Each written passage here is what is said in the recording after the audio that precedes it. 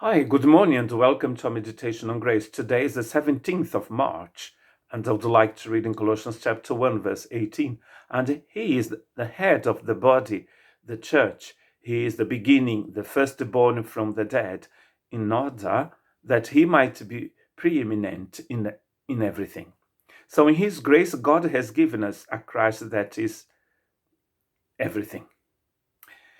He says here that Christ is the head of the body. So the head is the source of decision making. The head is also the source of authority, and the head is the source of control. So he is the one who is the source of everything.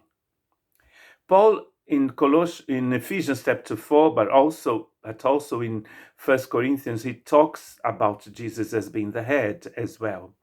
In Ephesians chapter 4, verse 16, he says this, from whom the whole body, joined and brought together by every supporting ligament, according to the working of each individual part, makes the body grow so that it builds itself up in love.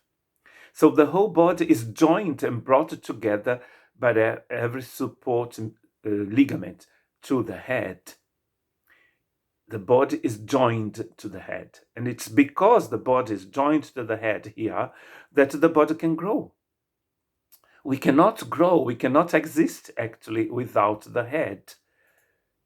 There is no body walking and working and going about things in life without a head. So Christ is the head of his church. He is also the beginning. The Bible starts like that, the beginning.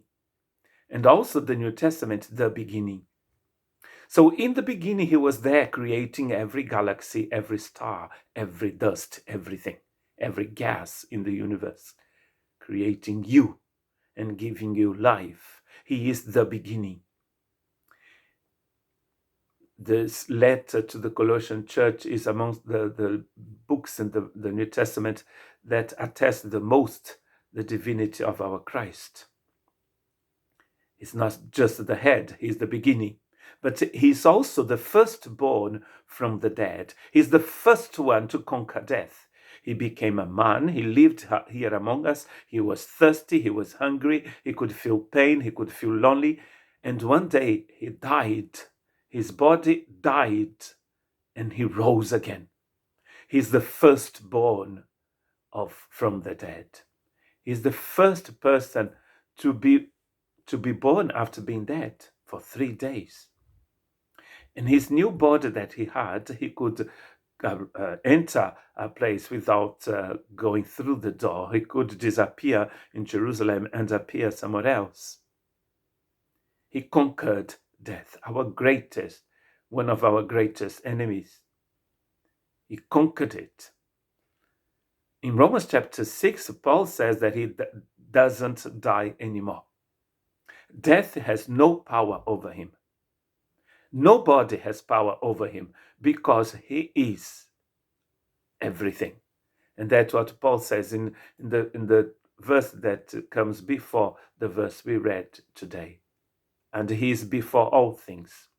And in him all things hold together. He is before all things, and in him everything holds together. So he created everything, as Hebrews chapter 1 says, and also Hebrews chapter 1 says that he's the sustainer of everything. So he is, thanks to him that our star is flying in an amazing speed around the center of our galaxy, taking with it all the planets, all the comets, everything, the gas and dust, everything that goes around the sun goes around the center of the galaxy with the sun. Every star is running like mad at this very moment. He's the sustainer of everything.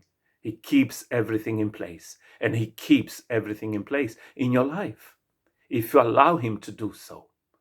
God bless you.